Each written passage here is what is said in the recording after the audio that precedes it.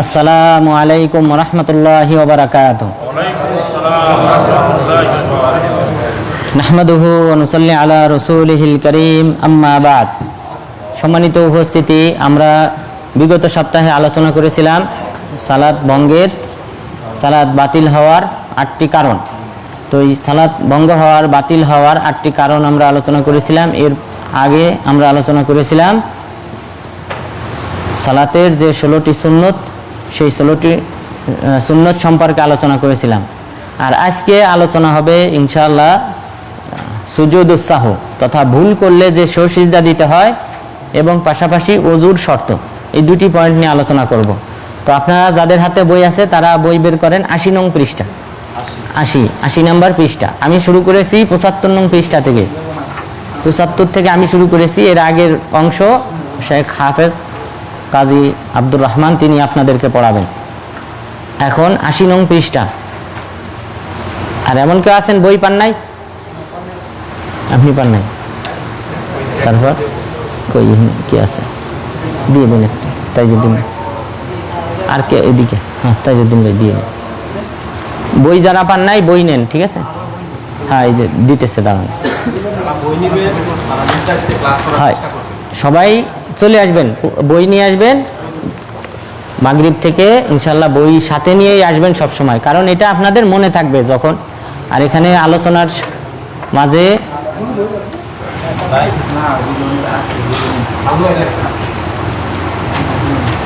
আরো আছে। তো 80 নং পৃষ্ঠা, সুজুদুস সাহু। ভুল ক্রমে নামাজে কোনো কিছু ভুল হলে তখন সিজদা দিতে হয়। তো সিজদা দিতে হয় কোন কারণে? যদি ওয়াজিব, সালাতের যে ওয়াজিব রয়েছে সেই ওয়াজিব ছুটে গেলে তখন সিজদা দিতে হয়। কিন্তু সালাতের যদি শর্ত ছুটে যায়, রোকন ছুটে যায়, তাহলে নামাজ বাতিল। তাহলে পুনরায় ওগুলা ঠিক করে তারপরে আদায় করতে হবে। যেমন কারো রুকু ছুটে গেছে, তাহলে তাকে ওই রাকাত পুনরায় আদায় করতে হবে। এখানে সিজদা দিলে হবে না। তাহলে যেগুলা রোকন, সেই রোকনগুলি আদায় করতে হবে, আদায় করে তারপর সিজদা দিতে হবে। কিন্তু যদি কোনো ওয়াজিব ছুটে যায়, যেমন সিজদাতে গিয়ে দোয়া পাঠ করতে হয়, সিজদার দোয়া, তো সিজদার দোয়া আপনি ভুলে গেছেন, পাঠ করেন নাই, তখন কি করবেন? সিজদা দিলে হয়ে যাবে। তাহলে এই সিজদা দেওয়ার দেখেন বইয়ে 3টা কারণ উল্লেখ করা হয়েছে। বইয়ে 3টা কারণ উল্লেখ করা হয়েছে। প্রথম কারণ আজিয়াদা, কোনো কিছু অতিরিক্ত যদি কেউ করে নামাজের মধ্যে। যেমন ধরেন নামাজ, আমরা ইশার সালাত আদায় করলাম, ইশার সালাত 4 রাকাত, কেউ ভুলক্রমে 5 রাকাত আদায় করে ফেলছে। ভুলক্রমে হয়তো ঘুম হয় নাই ভালোভাবে, বা বিভিন্ন টেনশনে আছে, খেয়াল নাই, অমনোযোগী, তো ভুলক্রমে 5 রাকাত আদায় করে ফেলেছে, তখন তাকে সিজদা দিতে হবে। তাহলে কোনো কিছু নামাজে যদি বৃদ্ধি করে ফেলে, অতিরিক্ত আদায় করে ফেলে, তাহলে তাকে কি করতে হবে? সিজদা দিতে হবে। এটা প্রথম কারণ। 2 নম্বর কারণ আন-নাকস, কোনো কিছু যদি কম করে অর্থাৎ 4 রাকাত আদায় করতে হবে, সে 3 রাকাত আদায় করেছে, আদায় করে সে সালাম ফিরাই ফেলেছে। সালাম ফেরানোর পরে কেউ বলল যে আপনি 3 রাকাত আদায় করেছেন, কেউ জানিয়ে দিল। বা পাশে অনেক সময় আপনি ইমামের সাথে নামাজ পান নাই, 1 রাকাত ছুটে গেছে, কিন্তু দেখা যাচ্ছে যারা সালাম ফিরাইতেছে তাদের সাথেও সালাম ফিরাই দিলেন। তখন পাশের জন বলল যে না, আপনার 1 রাকাত বাকি আছে। তখন আপনি উঠবেন, ওই 1 রাকাত আদায় করবেন, আদায় করার পর সিজদা দেবেন। তাহলে কম হলেও তখন কি করতে হবে? ওই রাকাত আদায় করে সিজদা দিতে হবে। এরপর 3 নাম্বার হলো আশাক, সন্দেহ হলে। 4 রাকাত নামাজ, ঈশার নামাজ 4 রাকাত, আপনার সন্দেহ হইতেছে যে 4 রাকাত আদায় করলাম না 3 রাকাত করলাম, এরকম সন্দেহ হইতেছে, তখন আপনি কি করতে হবে? সিজদা দিতে হবে। তাহলে এই 3টা কারণ সিজদা দেওয়ার। এখন সিজদা দেওয়ার হুকুম কি? সিজদা দেওয়ার হুকুম ওয়াজিব, দিতেই হবে। সিজদা না দিলে সে গুনাহগার হবে, ওয়াজিব, তার নামাজ হবে না। এটি 3টি মাযহাবে সাধারণত এই মতটি। ইমাম আবু হানিফা রাহিমাহুল্লাহ, ইমাম আহমদ বিন হাম্বল রাহিমাহুল্লাহ এবং ইমাম মালিক রাহিমাহুল্লাহ, তারা বলেছেন সিজদা দেওয়াটা হলো ওয়াজিব। সিজদা দিয়ে তারপর সালাত আদায় করতে হবে। ইবনু তাইমিয়া রাহিমাহুল্লাহ, এরপর ইবিন বাজ, ইবিন উসাইমিন রাহিমাহুল্লাহ, তারা সকলেই বলেছেন সসিজদা দেওয়া ওয়াজিব। তাহলে এই তিনটা কারণে সসিজদা দিতে হবে, সসিজদা দেওয়ার হুকুম হলো ওয়াজিব। এখন কিভাবে সসিজদা দিতে হবে, পদ্ধতি কি? সসিজদা এটা হলো গুরুত্বপূর্ণ আমাদের জানা যে কিভাবে সসিজদা দেব। তো সসিজদা দেওয়ার দুইটা পদ্ধতি আছে, খেয়াল করবেন। দুইটা পদ্ধতি রয়েছে। প্রথম পদ্ধতি হলো যে আপনার সন্দেহ হয়েছে বা বেশি আদায় করে ফেলেছেন বা কম করে ফেলেছেন, যেটাই করেন, এরপর আপনি কি করবেন, আত্তাহিয়াতু বৈঠকে বসার পর, অর্থাৎ যদি 3 রাকাত আদায় করে থাকেন তাহলে তো আরেক রাকাত আদায় করতে হবে। 4 নম্বর রাকাত আদায় করে বৈঠকে বসবেন, বৈঠকে আত্তাহিয়াতু, এরপরে দুরুদ ইব্রাহিম, এরপর অন্য দোয়া মাসুরা, অন্য যে দোয়া রয়েছে এগুলো পাঠ করা শেষ করলেন। শেষ করে আপনার এখন কাজ হলো সসিজদার। এখন আপনি কি করবেন, সসিজদা দিতে পারবেন দুইটা পদ্ধতিতে। প্রথম পদ্ধতি হলো যে আপনি আল্লাহু আকবার বলে সিজদায় যাবেন। তাহলে দোয়া মাসুরা আপনার পড়া শেষ, আত্তাহিয়াতু, দুরুদ ইব্রাহিম, দোয়া মাসুরা পড়া শেষ, তখন আপনি কি করবেন, আল্লাহু আকবার বলে সিজদা দেবেন। সিজদা দিবেন, সিজদা দিয়ে মাথা উঠাবেন, আল্লাহু আকবার বলে মাথা উঠাবেন। উঠানোর পর এরপরে আবার আরেকটা সিজদা দেবেন, আরেকটা সিজদা দিয়ে মাথা উঠাবেন। তাহলে দুইটা সিজদা দেওয়া হলো। দুইটা সিজদা দেওয়ার পর আপনি ডানে বামে সালাম ফেরাবেন। তাহলে সালাম ফেরানো হলো কতবার? একবার। এখানে আপনার সালাম ফেরানো হলো একবার। এরপর দ্বিতীয় পদ্ধতি হলো যে আপনি এই দোয়া মাসুরা, অর্থাৎ আত্তাহিয়াতু, দুরুদ ইব্রাহিম, দোয়া মাসুরা সব শেষ করলেন। শেষ করার পর আপনি ডানে বামে সালাম ফেরাবেন, ডানে বামে সালাম ফেরাবেন। ডানে বামে সালাম ফেরানোর পর এরপর আল্লাহু আকবার বলে সিজদা দেবেন। এরপর সিজদা থেকে আল্লাহু আকবার বলে মাথা উঠাবেন। এরপর আবার আরেকটা সিজদা দেবেন। দুইটা সিজদা দিলেন। দুইটা সিজদা দেওয়ার পর এরপর ডানে বামে আবার সালাম ফেরাবেন। তাহলে সালাম ফেরানো হলো কতবার? 2 বার। সিজদা কিন্তু ওই দুইটাই, সিজদা কিন্তু দুইটাই হলো। তাহলে এই দুইটা পদ্ধতি, এর বাহিরে অন্য কোনো পদ্ধতি জায়েজ নেই। এই দুটি পদ্ধতি আপনারা হাদিস নাম্বার লিখে নেবেন, তাহলে আপনাদের বুঝতে সুবিধা হবে যে এই দুইটা পদ্ধতির দলিল কি। তো দুইটা পদ্ধতির দলিল হলো, প্রথম পদ্ধতি সহিহ মুসলিমের 571 নম্বর হাদিস। যাদের খাতা কলম আছে তারা লিখে নেবেন, এখানে পাশে লিখে নিলে আপনার মনে থাকবে। প্রথম পদ্ধতি যে সহিহ মুসলিমের 571 নং হাদিস। এখানে আবু সাঈদ আল খুদরি রাদিয়াল্লাহু আনহু তিনি বলেন যে রাসূল সাল্লাল্লাহু আলাইহি ওয়াসাল্লাম বলেছেন, ইদা শাক্কা আহাদুকুম ফি সলাতিহি ফালাম ইয়াদরি কাম সাল্লা সালাতান আম আরবাআ ফালিয়াতরাহিশ শাক ওয়াল ইয়াবনি আলা মাস্তাইকানা সুম্মা ইয়াসজুদ সাজদাতাইন ক্বাবলা আইয়ুসাল্লিম। যে তোমাদের মধ্যে কেউ যদি সালাতে যদি কোনো কিছু ভুলে যায়, যে সে সন্দেহ পোষণ করে যে সে কি 4 রাকাত আদায় করেছে নাকি 3 রাকাত আদায় করেছে, এই সন্দেহ যদি কারো হয় তাহলে এই সন্দেহ পরিহার করবে। সন্দেহ পরিহার করে সে চেষ্টা করবে ইয়াকিন কোনটা, যে ইয়াকিন তার অন্তর কোনটার দিকে বেশি সায় দেয়, যে 3 রাকাতের দিকে না 4 রাকাতের দিকে। যদি তার অন্তর সায় দেয় 3 রাকাত, যে বেশি মনে হইতেছে যে 3 রাকাতই পড়েছি, তাহলে ওই 3 রাকাতকে মেইন ধরবে, মেইন ধরে আরেক রাকাত আদায় করবে। আদায় করার পর এরপরে রাসূল সাল্লাল্লাহু আলাইহি ওয়াসাল্লাম বললেন, সুম্মা ইয়াসজুদ সাজদাতাইন ক্বাবলা ইউসাল্লিম। সে সালাম ফেরানোর পূর্বে 2টা সিজদা দেবে। তাহলে স্পষ্ট হাদিসে আল্লাহ রাসূল স্পষ্টভাবে বলেছেন সালাম ফেরানোর পূর্বে সে 2টা সিজদা দেবে। তাহলে এই 2টা সিজদা হলো সসিজদা, ঠিক আছে? তাহলে এখানে হলো সালাম ফেরানোর পূর্বে। তাহলে এই যে 2টা সিজদা দিল, এই 2টা সিজদা দেওয়ার হিকমা কি, কারণ কি, সেটাও রাসূল সাল্লাল্লাহু আলাইহি ওয়াসাল্লাম বলেছেন, ফাইন কানা সাল্লা খামসান শাফা'না লাহু সালাতুহু।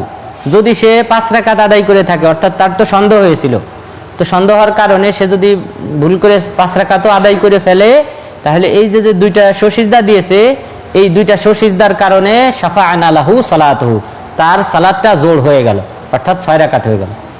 বুঝতে পারছেন? তাহলে এই 2টা সসিজদার কারণে তার সালাতটা জোড় হয়ে গেল, অর্থাৎ 5 রাকাত যদি বেশি পড়ে থাকে তাহলে এই 2টা সিজদার মাধ্যমে যেন সে জোড় 6 রাকাত আদায় করে ফেলল। তাহলে এই 2 রাকাত, এই 2টা সিজদা 2 রাকাতের সমতুল্য। এরপরে বললেন, ওয়া ইন কানা সাল্লা ইতমামান লিআরবা কানাতা তারগীমান লিশাইতান। এখন সে যদি প্রকৃতপক্ষে 4 রাকাতই আদায় করে থাকে ভুল করার পরও, কারণ সে তো ধরে নিয়েছে যে আসলে প্রকৃতপক্ষে আমি কয় রাকাত আদায় করেছি, তো তার ওইটা মিলে গেছে যে সে বেশি পড়ে নাই, বরং 4 রাকাতই আদায় করেছে, তাহলে এই 2টা সিজদা হবে শয়তানকে লাঞ্ছিত করার জন্য। তাহলে আমরা হিকমাও জানলাম যে এই 2টা সুসিজদার পিছনে মূল কারণ হলো এর মাধ্যমে বেজোড় সালাত জোড় হয়ে যায় এবং পাশাপাশি শয়তানকে লাঞ্ছিত করা হয়। সুতরাং আমরা এই 2টা সুসিজদা দিতে কখনোই দ্বিধাবোধ করব না, বরং এর মাধ্যমে আল্লাহ তাআলা আপনাকে ওই যে 2 রাকাতের সমান সওয়াব দান করবেন, পাশাপাশি শয়তানকে লাঞ্ছিত করাও হলো। তো সুতরাং কেউ দ্বিধাবোধ করবেন না, সন্দেহ হলে আপনি সুসিজদা দেবেন। মনে করতে পারেন যে আমার পিছনে অনেক লোক মনে করতেছে যে কি মনে করবে যে নামাজ ঠিকমতো গুনে রাখতে পারে না, না, এরকম ভুল রাসূল সাল্লাল্লাহু আলাইহি ওয়াসাল্লামেরও হয়েছে। আব্দুল্লাহ ইবনে মাসউদ রাদিয়াল্লাহু আনহু তিনি বলেন, সাল্লা বিনা রাসূলুল্লাহ সাল্লাল্লাহু আলাইহি ওয়াসাল্লাম সালাতাল আসরি খামসা, যে রাসূল সাল্লাল্লাহু আলাইহি ওয়াসাল্লাম আমাদেরকে নিয়ে 4 রাকাত বিশিষ্ট সালাতের সেই সালাত তিনি 5 রাকাত আদায় করেছেন। 5 রাকাত আদায় করে সালাম ফিরাইছেন। সালাম ফেরানোর পর ফাওয়াশওয়াশা বাইনাহুমুল কওম, উপস্থিত যারা ছিলেন তারা সকলে একজন আরেকজনের সাথে কানাকানি করা শুরু করলো, ফিসফাস শুরু করলে রাসূল সাল্লাল্লাহু আলাইহি ওয়াসাল্লাম জিজ্ঞাসা করলেন কি হয়েছে? তখন বললেন যে হে আল্লাহর রাসূল, আপনি 5 রাকাত আদায় করেছেন।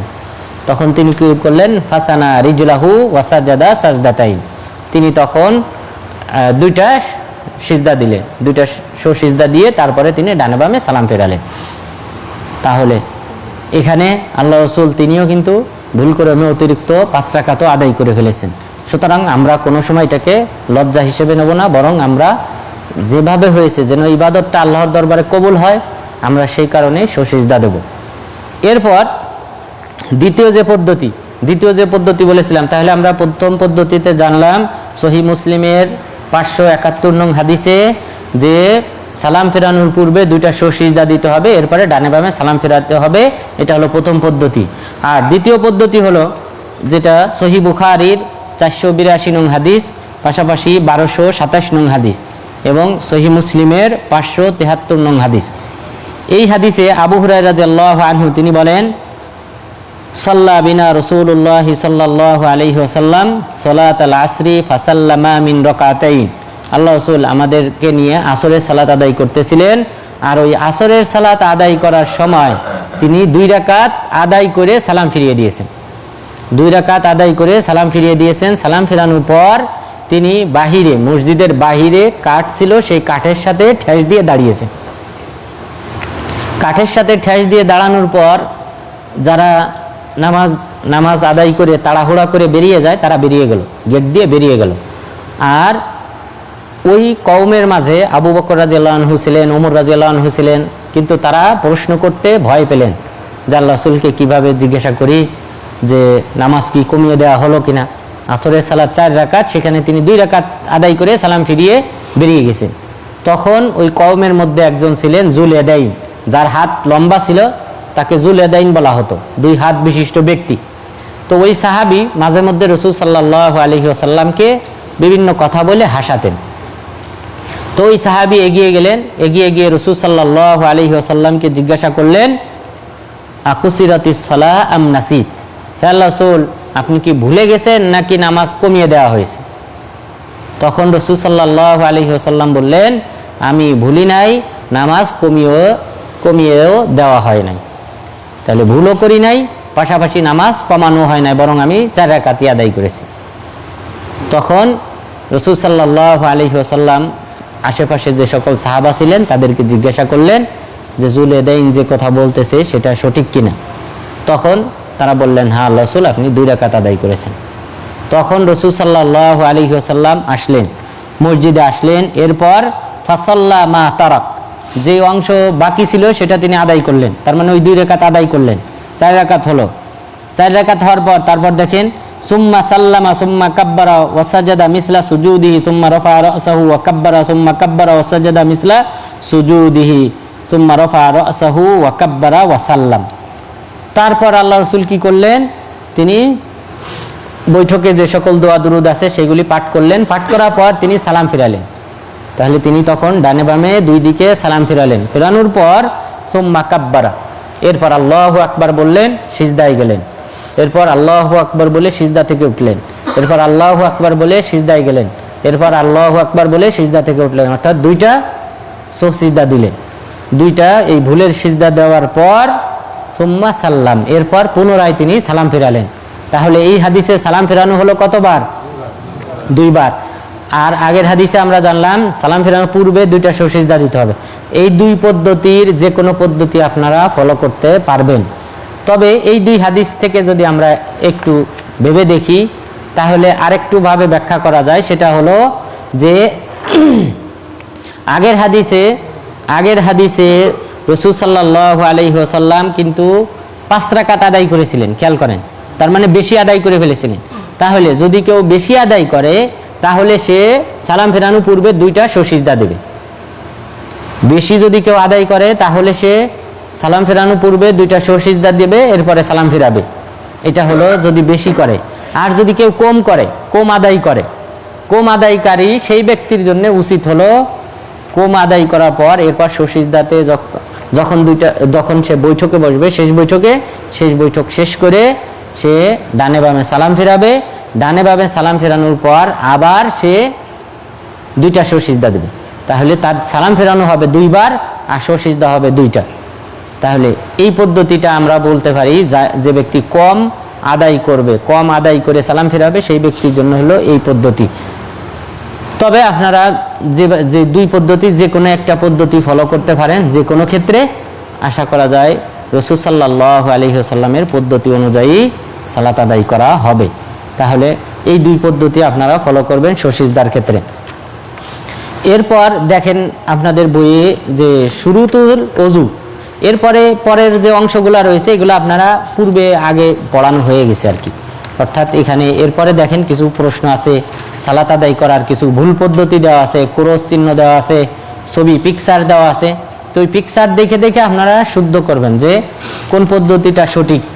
যেমন দেখেন ওখানে রফুল আদাইন সিজদা দেওয়া, তারপর হাত বাঁধা, কোনটা সঠিক কোনটা বেঠিক, ক্রস চিহ্ন দেওয়া আছে। তো ক্রস চিহ্ন যেটা এটা আপনারা এড়িয়ে চলবেন। এগুলি হলো ভুল পদ্ধতি। তাহলে এই পিকচারের মাধ্যমে আপনারা অনেক কিছু শিখতে পারবেন। এরপর দেখবেন পাশে কিছু প্রশ্ন আছে। ওই প্রশ্নগুলা উত্তর আপনারা ওই পিছনে যে আলোচনা আছে বইয়ের ওই পিছন থেকে আপনারা সঠিকভাবেই করবেন। তবে এটা আপনারা লাস্টে যখন বইটা পড়ানো হয়ে যাবে, যেহেতু শেখ আব্দুর রহমান তিনিও শুরু করবেন, তো শুরু করলে আর আমিও মাঝখান থেকে শুরু করেছি, সুতরাং আপনারা ওই পিছনেগুলো যখন পড়ানো হয়ে যাবে তখন এই প্রশ্নগুলো আপনারা সঠিকভাবে উত্তর চয়ন করতে পারবেন। এই প্রশ্নের উত্তরগুলা সঠিকভাবে আপনারা চয়ন করলে আশা করা যায় যে আমাদের যে পরীক্ষাটা হবে ওই পরীক্ষাতেও আপনারা সঠিক উত্তর দিতে পারবেন ইনশাআল্লাহ। তো এই প্রশ্নগুলো আপনারা পরে পড়বেন। এখন দেখেন শুরুতুল ওযুর শর্ত। এই পিকচারগুলো অতিক্রম করে তারপরে যায় দেখেন আছে 12 নং পাঠ। এখানে দেখেন শুরুতুল ওযুর যে শর্তগুলো রয়েছে। তো ওযুর যে শর্তগুলো রয়েছে এখানে 10টি শর্ত উল্লেখ করা হয়েছে।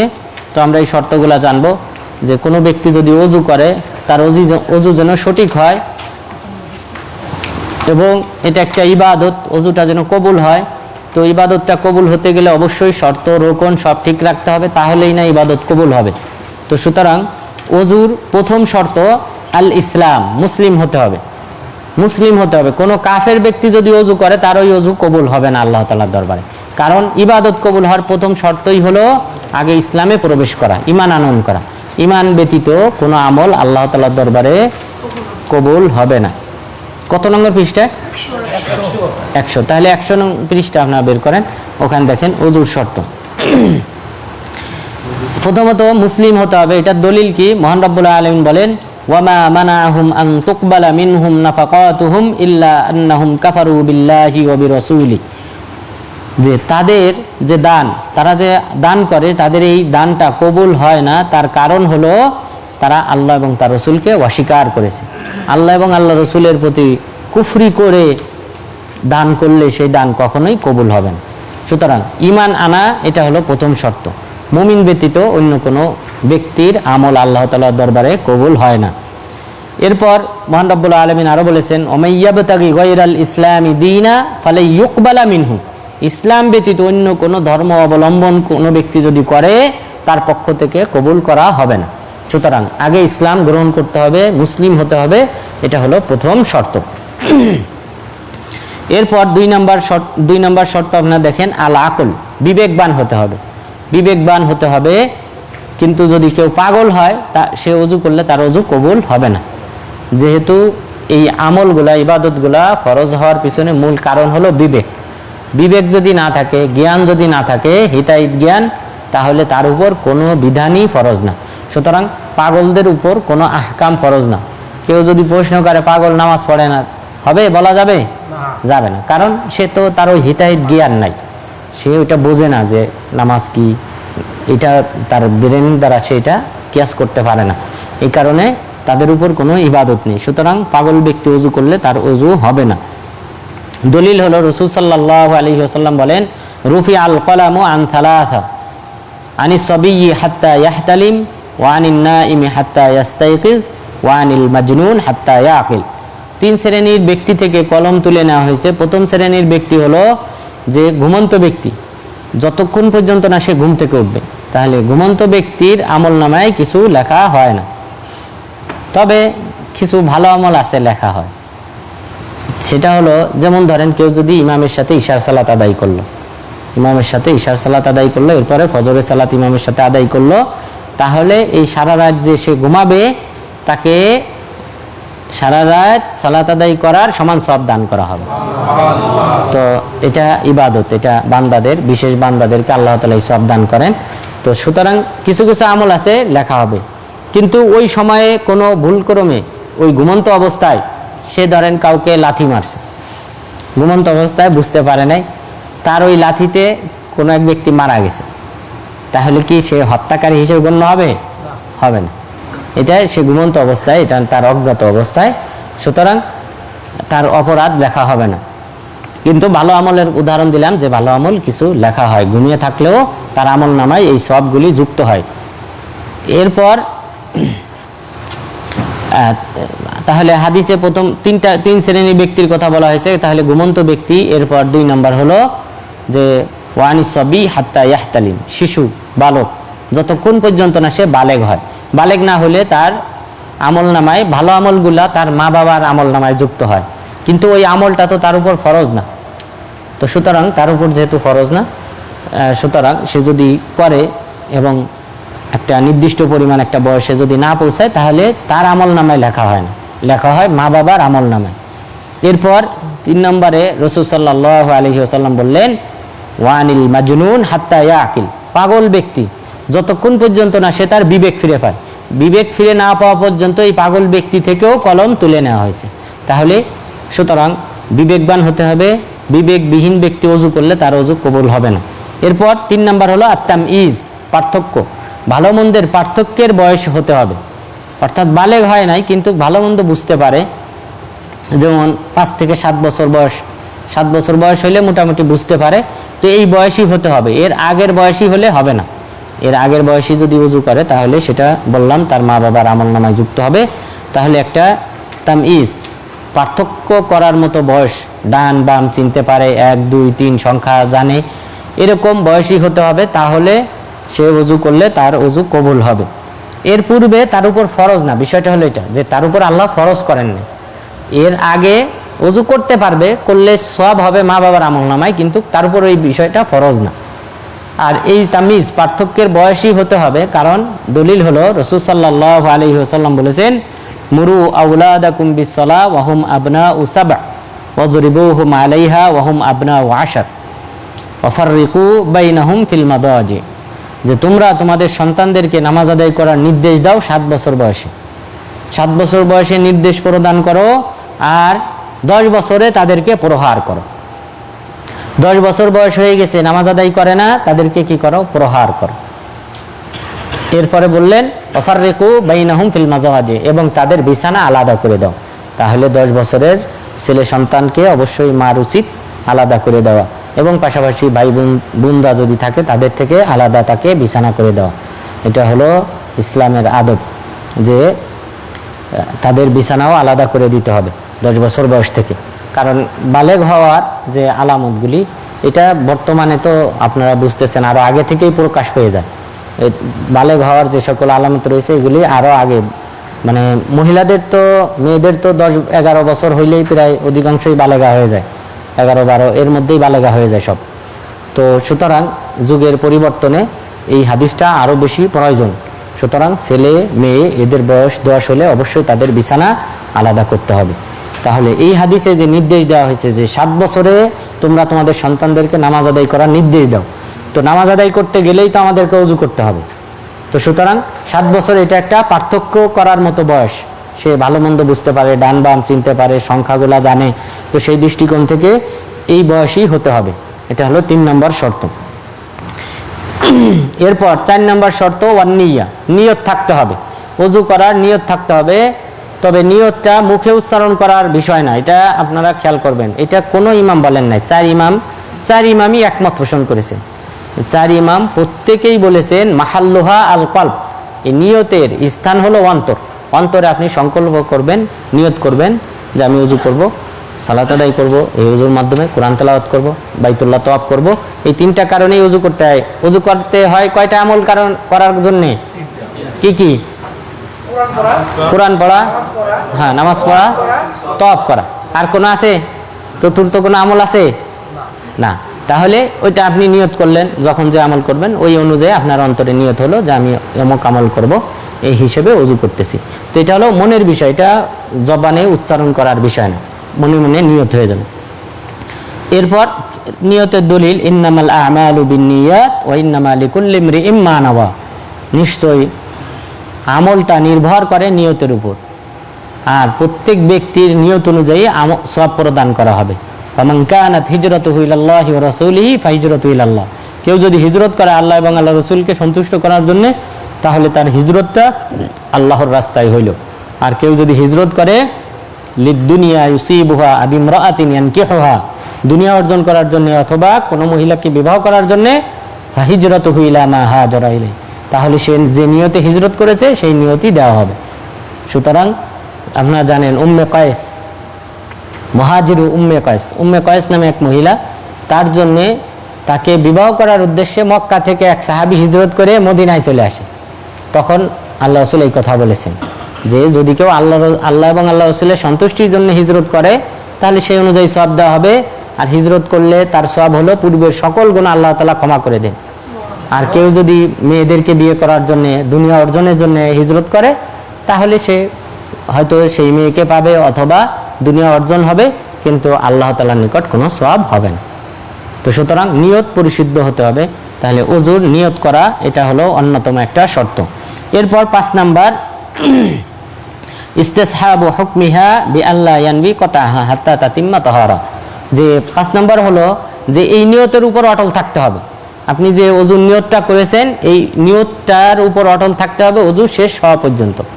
ওযু শেষ হওয়ার পূর্বেই যদি আপনি নিয়ত চেঞ্জ করে ফেলেন যে না ওযু করব না, হাত কবজি পর্যন্ত হাত ধুয়েছেন, ধোয়ার পরে চিন্তা করলেন যে না ওযু করব না, তাহলে আপনার ওযু হবে না, বাতিল হয়ে যাবে। তাহলে ওই নিয়তটা বলবৎ রাখতে হবে ওযু শেষ হওয়া পর্যন্ত, তাহলেই আপনার এই ওযুটা সঠিক হবে। এরপর 6 নাম্বার ইনকিতাউ মুজিবুল ওযু, ওযু আবশ্যক করে এমন কাজ শেষ করা। ওযু আবশ্যক করে যে সকল কাজ করলে সেই সকল কাজ পরিহার করা, বর্জন করা, শেষ করে ফেলা। যেমন ধরেন পেশাব করলে কি হয়? পেশাব করলে ওযু করতে হয়, পায়খানা হলে ওযু করতে হয়। এখন কেউ যদি ওই পেশাব করতেছে, চলমান রয়েছে, আর এদিকে টেপ ছেড়ে ওযু শুরু করছে, ওযু হবে? হ্যাঁ, তাহলে এটা হলো কি করতে হবে? ওযু আবশ্যক হয় যে কাজ, সেই কাজ শেষ করতে হবে, কমপ্লিট করতে হবে, তারপরে কি করতে হবে? ওযু শুরু করতে হবে। তাহলে পেশাব শেষ হওয়ার পর তারপর ওযু শুরু করতে হবে, এর আগে কেউ ওযু শুরু করলে তার ওযু হবে না। তারপর বায়ু ছাড়া, বায়ু যদি বের হয় তাহলে ওযু আবশ্যক হয়। এখন বায়ুও চলতেছে, এদিকে টেপে সে পানি ছেড়ে ওযুও করতেছে, তাহলে হবে? হবে না, ওযু বাতিল হয়ে যাবে। তাহলে এটা হলো এই 6 নাম্বার। এটা উদাহরণগুলা বোঝার জন্য উল্লেখ করলাম যে এটা হলো 6 নাম্বার দ্বারা উদ্দেশ্য। যে অজু আবশ্যক হয় যে সকল কাজ, সেই সকল কাজ শেষ করতে হবে, কমপ্লিট করতে হবে, তারপর অজু করতে হবে। এটা হলো অন্যতম একটা শর্ত। এরপর 7 নাম্বার, ওয়াল ইস্তেনজা আবিল ইস্তেজমার কবলাহু, অজু করার পূর্বে ইস্তেনজা করতে হবে। ইস্তেনজা মানে পানি ব্যবহার করা, আর অথবা ইস্তেজমার অথবা ঢিলা কুলুপ ব্যবহার করতে হবে। এটা খেয়াল করেন, এটা বোঝার বিষয়। 7 নাম্বার হলো যে অজুর পূর্বে ইস্তেনজা করতে হবে, পানি ব্যবহার করতে হবে পেশাব পায়খানার কারণে, অথবা ইস্তেজমার অথবা ঢিলা কুলুপ ব্যবহার করতে হবে অজু করার পূর্বে। অর্থাৎ কোনো ব্যক্তি যদি পেশাব পায়খানা করলো, কমপ্লিট হয়েছে, কিন্তু সে শৌচকার্য করে নাই, পানি ব্যবহার করে নাই, অথবা ঢিলা কুলুপ দিয়ে পরিষ্কারও হয় নাই, এখন যদি সে অজু করে তার অজু হবে কিনা এটার ব্যাপারে, হ্যাঁ এটা হবে না এখানকার আমাদের আজকের যে দার্স সেই অনুযায়ী, যেহেতু এটা শর্ত যে আপনাকে ওই পেশাব পায়খানা করার পর এরপর আপনাকে শৌচকার্য আগে করতে হবে, পানি ব্যবহার করার মাধ্যমে হোক অথবা ঢিলা কুলুপের মাধ্যমে হোক অথবা টিস্যু ব্যবহার করার মাধ্যমে হোক, আগে পরিষ্কার হইতে হবে, তারপর অজু শুরু করতে হবে। কিন্তু এখানে আলেমগণ ব্যাপক ইখতিলাফ করেছেন, ব্যাপক ইখতিলাফ করেছেন। তো এখানে আলেমদের মধ্য থেকে জমহুর আলেমগণ বলেছেন ওই অপবিত্রতা থাকা অবস্থা, অর্থাৎ তার পেশাব শেষ হয়েছে, পায়খানা শেষ হয়েছে, ওখানে তো শরীরে কিছু না কিছু পেশাব পায়খানা লেগে আছে। তো আলেমগণ বলেছেন, জমহুর আলেমগণ অর্থাৎ ইমাম আবু হানিফা রহিমাহুল্লাহ, পাশাপাশি ইমাম মালিক রহিমাহুল্লাহ, ইমাম শাফি রহিমাহুল্লাহ এবং ইমাম আহমদ বিন হাম্বল রহিমাহুল্লাহর একটা মত। তাহলে বলা যায় 4 ইমামই তাদেরই কোনো না কোনো একটা মত আছে। তারা বলেছেন যে ওই অপবিত্র ময়লা লাগা থাকা অবস্থায়, শরীরে লেগে থাকা অবস্থায় যদি অজু করে অজু হয়ে যাবে। এটা কাদের মত? প্রায় 4 জন ইমামের বা 3 জন ইমাম ধরেন, ইমাম আহমদ বিন হাম্বল রহিমাহুল্লাহকে বাদ দিলে বাকি ইমাম আবু হানিফা রহিমাহুল্লাহ, ইমাম মালিক রহিমাহুল্লাহ, ইমাম শাফি রহিমাহুল্লাহ, ওনারা 3 জন বলেছেন যদি ওই অবস্থায় সে অজু করে তাহলে অজু হয়ে যাবে। যুক্তি কি? প্রথম যুক্তি হলে এই ব্যাপারে স্পষ্ট কোনো দলিল আসে নাই যে পেশাব পায়খানা শেষ করে তারপর অজু করতে হবে, এরকম স্পষ্ট কোনো দলিল আসে নাই, এটা ওনাদের যুক্তি। এরপর আরেকটা হলো যে যদি কোনো ব্যক্তির শরীরের অন্য জায়গায় অর্থাৎ পেশাব পায়খানার স্থানে বাদ দিয়ে অন্য জায়গায় যদি পেশাব অথবা পায়খানা লাগে, তো ওই পেশাব পায়খানা লাগার কারণে তার তো অজু ভেঙে যাবে না। আগের যে অজু আছে, ধরেন কোনো ব্যক্তির অজু আছে, অজু করা আছে, এখন তার শরীরের কোথাও নিজের বাচ্চার পেশাব পায়খানা কোনো এক জায়গায় লেগে গেছে, তখন তো তার অজু ভেঙে যায় নাই, সে তো ওই পেশাব পায়খানাটা ধুয়ে ফেললেই হয়ে যাবে। বুঝতে পারছেন তো? তো সেই যুক্তিতে এই আগের যে 3 ইমামের কথা বললাম, ইমাম আবু হানিফা রহিমাহুল্লাহ, শাফি রহিমাহুল্লাহ, ইমাম মালিক রহিমাহুল্লাহ, ওনারা বলেছেন যে অনুরূপ এটাও এরকম, সে শৌচকার্য না করলে মানে তার শরীরে পেশাব পায়খানা লেগে আছে, ওই অবস্থায় নামাজ হবে না কিন্তু অজু তো হবে। এটা ওনাদের যুক্তি, ওনারা বলেছেন অজু তো হবে। তবে হাদিস থেকে যদি বোঝা যায় এটা তো কারোরই রুচিতে হবে না, কারো রুচিতেও ধরবে না যে ওই অবস্থায় কেউ অজু করবে। তো সুতরাং আর হাদিসেও আসছে রাসূল সাল্লাল্লাহু আলাইহি ওয়াসাল্লাম কি আমল করতেন সেটাও উল্লেখ হয়েছে। মিকদাদ বিন আসওয়াদ রাদিয়াল্লাহু আনহুকে আলী রাদিয়াল্লাহু আনহু তিনি প্রশ্ন করতে বলেছিলেন যে হে আল্লাহর রাসূল, আমি তো রজুলুন মাযযা। তো আলী রাদিয়াল্লাহু আনহু রাসূল সাল্লাল্লাহু আলাইহি সাল্লামের মেয়ের জামাই, তো এই কারণে উনি প্রশ্ন করতে লজ্জাবোধ করেছেন। মিকদাদ বিন আসওয়াদ রাদিয়াল্লাহু আনহুকে বললেন আপনি প্রশ্ন করেন।